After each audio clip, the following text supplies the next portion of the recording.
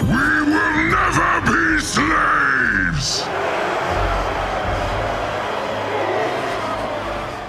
Did you know that there are more than 9 different types of Mag'har, otherwise known as uncorrupted orcs? Each of their different skin colors and tattoos represent a unique orcish clan. So if you would like to visually represent your chosen Mag'har allied race in the most optimal way possible, get ready for a ride together into orcish history.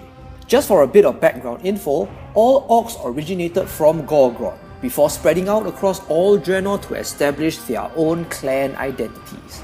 As an additional caveat, remember that the Mag'har will be playing as an allied race will be coming from the alternate universe of Draenor, where most of them managed to successfully reject the drinking of Manoroth's blood.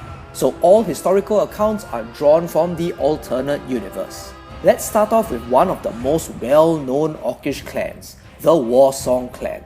The Warsong are a warlike orcish clan originally hailing from the plains of Nagran. As the orcs migrated out of Gorgrond, the Warsong clan established deep bases within Nagran's prairies, where they were constantly at loggerheads with the ogres of the Gorian Empire.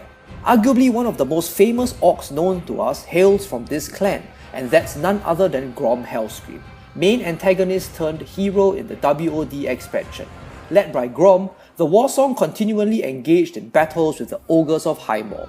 Their infamous Wolf Riders used effective hit-and-run tactics to raid ogre settlements, eventually shattering the ogres' dominance of Nagran and seizing much of it for themselves. The culture of the Warsong is nomadic in nature, rarely resting in one place for a few months. They were always on the move, and their tents were adorned with the skulls of defeated enemies, and often branded with the names of key battles. They possessed a constant thirst for battle, very much epitomizing the fantasy concept of a barbarian. Relying on shock and awe to overcome their enemies, the Warsong earned their name from their fearsome battle cries and thunderous war drums. Charging fearlessly into battles with their epic battle hymns of blood and death, they were a most fearsome foe to encounter. If you would like to make a Mag'har warrior, there is no better choice than the Warsong. Creating a Fury or Arms warrior of blood and death is a perfect visual representation of the Warsong, paying direct homage to legendary warriors like Grom Hellscream and his son Garrosh. The Warsong are not only brutish warriors though, as they are also expert wolf tamers. To earn the status of Wolf Rider, a Warsong had to go through a series of arduous trials. One of these trials involved heading straight into the beast den to subdue the largest member of the pack in the presence of the wolf's kid. Following this, they would have to ride it to the tallest peaks in Nagran. If the wolf was defiant, the orc would be thrown to his death off the mountain cliffs. But if they managed to overcome the will of the beast, they would only then be finally able to call themselves Wolf Riders. Thus, creating a Warsong Mag'har hunter also fits well into their lore. The Warsong have primarily been known to be brown in color, often with sinewy tattoos streaking across their chest and shoulders. We can also see such tattoos on Grom Hellscream himself, so a plain brown orc or one with such tattoos would be an ideal Warsong fit. Next, we come to another famous clan, the Frostwolf Clan. The most well-known aspect of the Frostwolves is how they managed to preserve their identity by rejecting the blood of Manoroth in all iterations of Warcraft, whether it be in the main universe, alternate universe, or even the Warcraft movie. The Frostwolves believed very much in living in harmony with the land, preferring to adapt to the environment rather than seeking to dominate it. They were the so-called soft orcs in the other clans' eyes. Ideals of family and community were highly valued, outrightly rejecting certain orcish traditions, such as the drowning of weak or sickly infants. In stark contrast to the Warsong, they prided themselves on suppressing their rage and bloodlust, for they knew that those who succumbed became their own greatest enemy. Almost every significant event of a Frostwolf's life was tied back to the spirits and the elements. For example, when a Frostwolf came of age, they covered themselves in the blood of their first hunt, resting their hands upon a Shaman stone to honor their ancestors. Shaman stones were common in Frostwolf establishments, with Shamans ranking high in their hierarchy.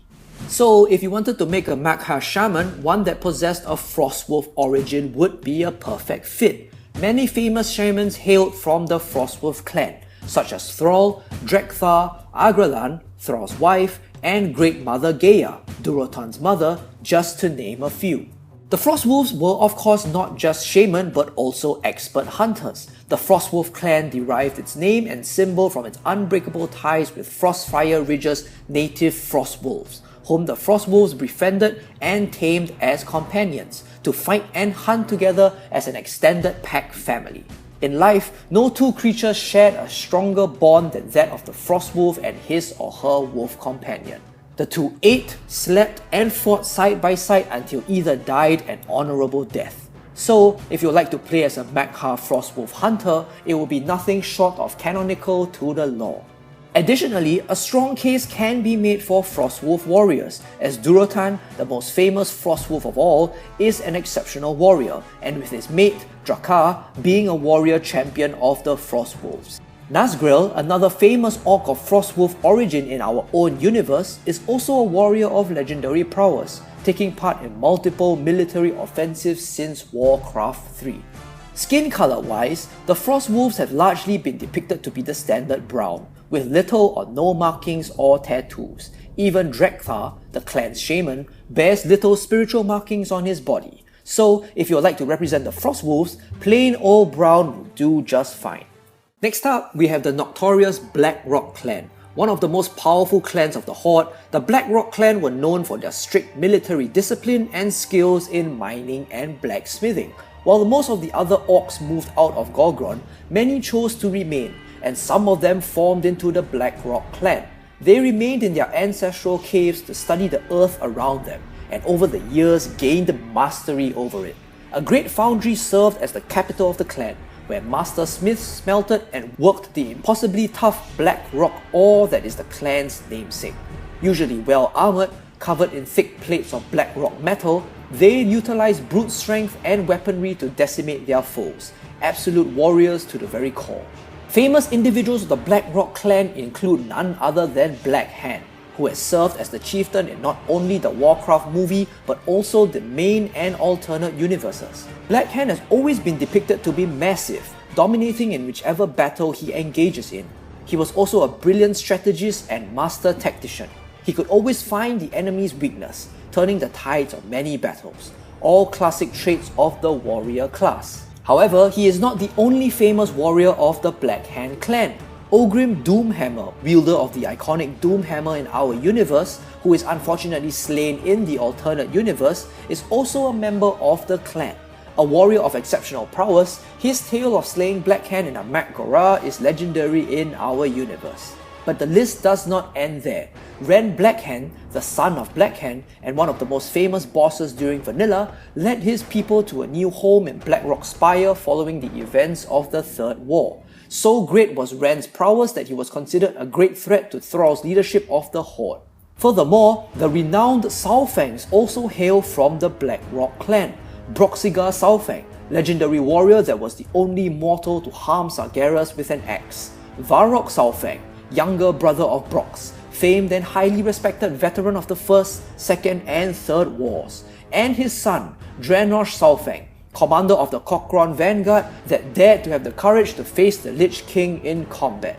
So, where the Warsong would be more comparable to barbarians, somewhat like the Diablo depictions, the Blackrock Clan could be more closely correlated to heavily armoured warriors. The Blackrock Clan have mostly been depicted to be greyish in colour, reflecting their mountainous and deep cave origins. So if you'd like to immerse yourself in being a Mag'har from the Blackrock Clan, you could choose a grey-skinned Mag'har warrior with the classic professions of mining and blacksmithing.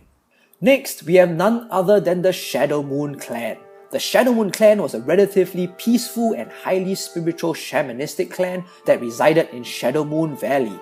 Frequently setting out on pilgrimages across the world, they were the first to encounter the Throne of the Elements in Nagrand.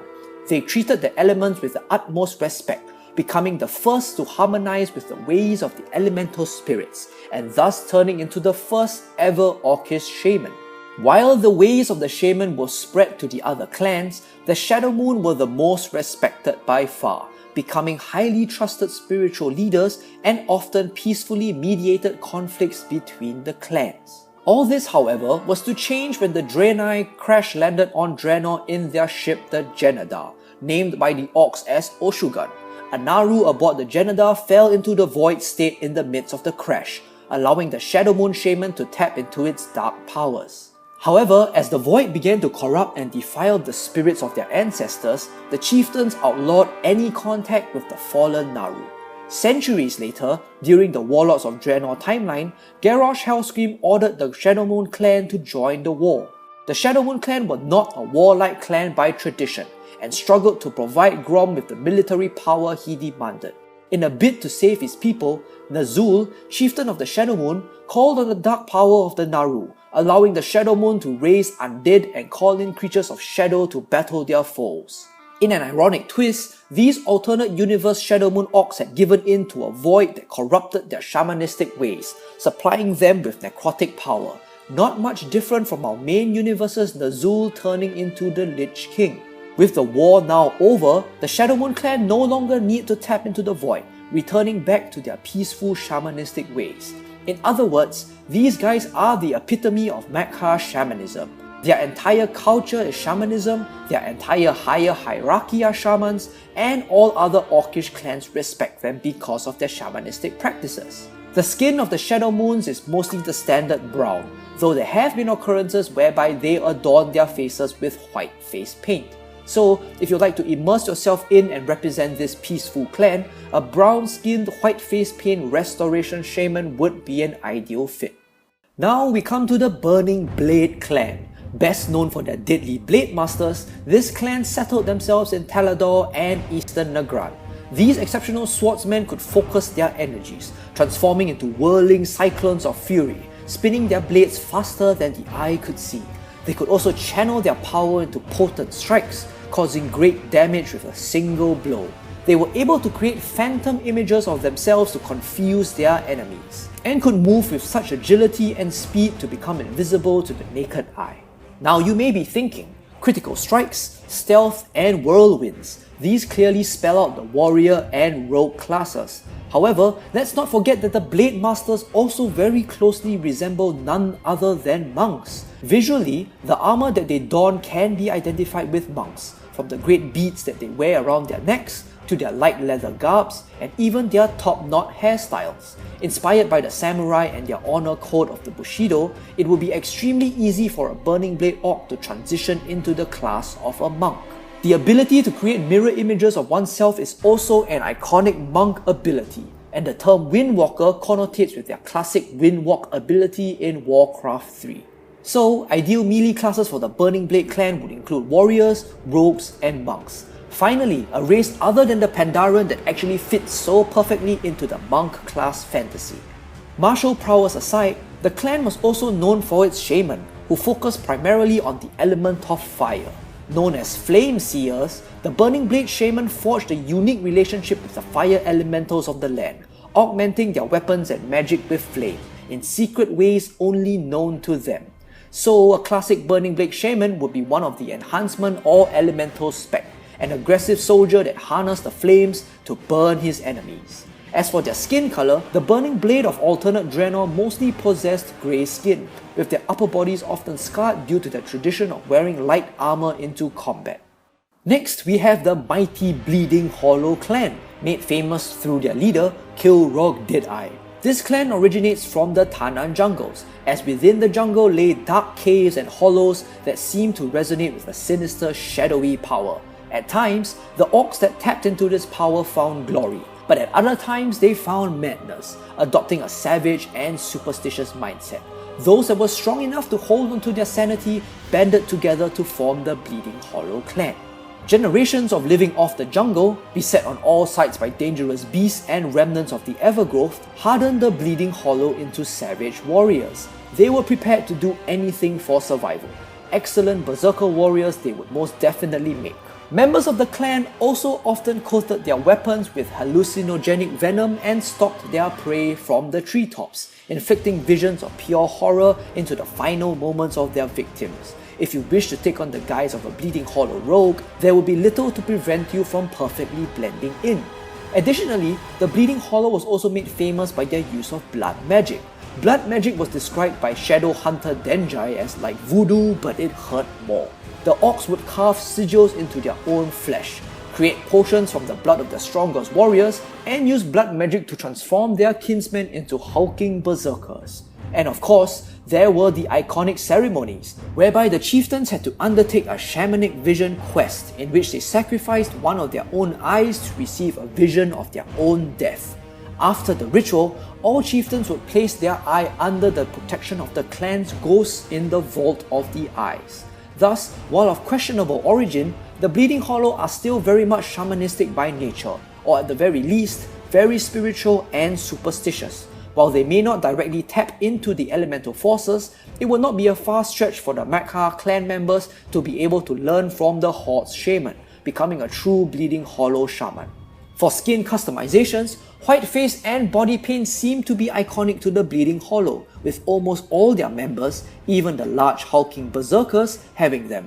They also seem to be mostly brown in colour by default. Next, we have the gruesome Shattered Hand Clan.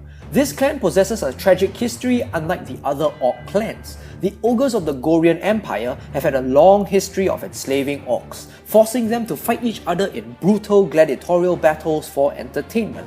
However, a turning point was reached when a slave known as Kargath severed his own hand to escape his bonds. Many other slaves followed suit, rampaging across High Mall and slaying countless ogres in the process. They established a new clan, the Shattered Hand Clan, and settled in the spires of Arak. Following the symbolic severing of one's hand in order to earn freedom, these orcs have been drawn together through a sick combination of pain, both self-inflicted and imposed upon others. They are sadistic by nature, celebrating victory and battle through self-mutilation.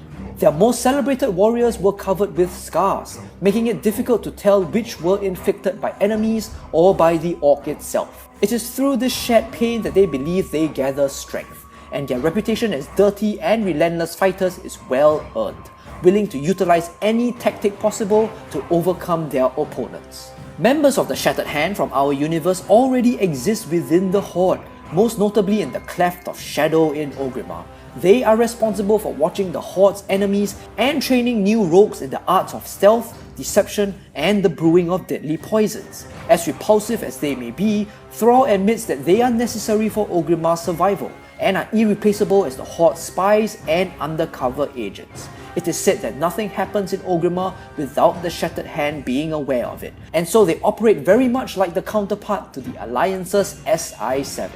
So clearly, it will be absolutely fitting to play as a Shattered Hand rogue. Warriors too are entirely possible, as the original Shattered Hand clan members all began as gladiatorial fighters. The optimal skin choice of a Shattered Hand would be the ones covered with scars. While they are regularly depicted as grey in colour, colour is not of utmost importance, as these orcs used to be slaves that were brought from all over. However, one slight issue would be that, clearly, there are no Mag'har customizations with only one hand, and it's very hard to immerse yourself as being a true Shattered Hand clan member if you have both hands. But let's not forget that the organization as a whole, at least in our universe, readily welcomes members with both hands. This is primarily due to Thrall's new horde being much less barbaric in nature, and so the brutal custom was probably dropped.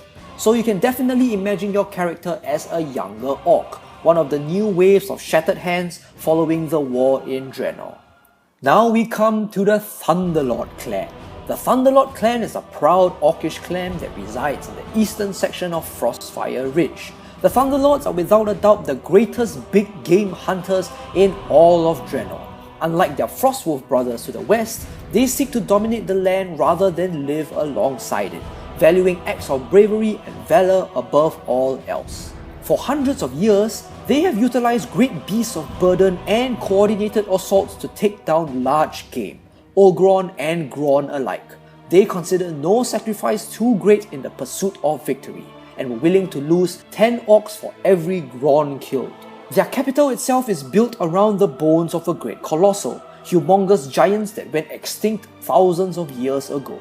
They regard the bones as a sacred site, claiming that it was their clan that felled the colossal many years ago, and thus how all their traditions of big game hunting are derived.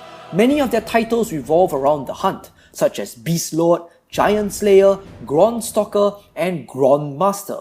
Their weaponry and armor is also symbolic of the hunt. often possessing spears or bows and adorning themselves with the bones of their slain beasts. In other words, there is no other Mag'har clan that is more suited to being a hunter class.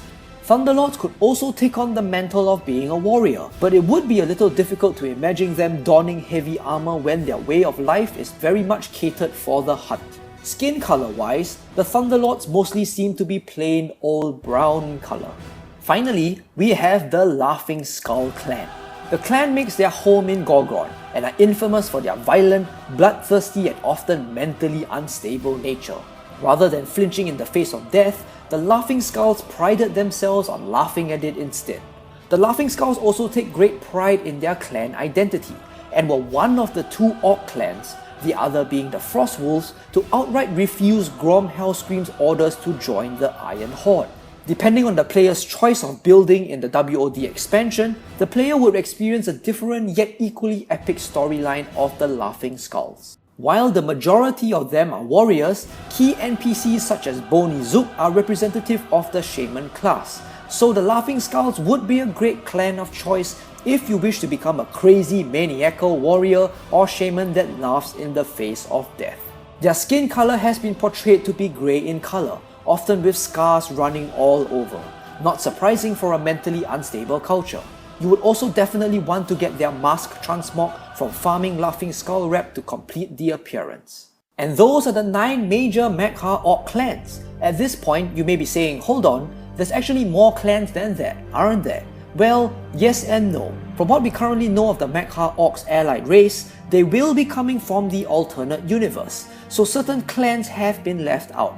Iconic clans such as the Bone Chewer clan have shown no signs of existence in AU Draenor. The Dragonmaw clan, another iconic clan, only gained prominence after the opening of the Dark Portal with their mastery of the Red Dragon flight. Other clans such as the Stormreaver clans and Twilight's Hammer were only created after the events of the Dark Portal, and so definitely do not exist on AU Draenor. And that's a wrap. I hope this video was able to give you some insight into how you might want to customize your Mag'har Orc. No other allied race has such an impressive history in terms of its different visual representations. Be sure to let me know in the comments which class and clan you might be thinking of combining together. And as always, thanks for watching and I'll see you in Azeroth.